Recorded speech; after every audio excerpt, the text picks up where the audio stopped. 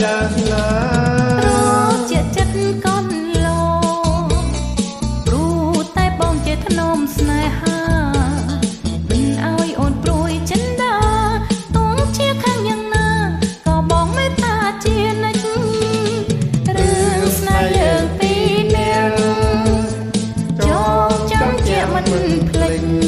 ជាធ្លាប់មើលសូរ្យារៀបលេងអូនចាំជានិច្ចមិនភ្លេចទេ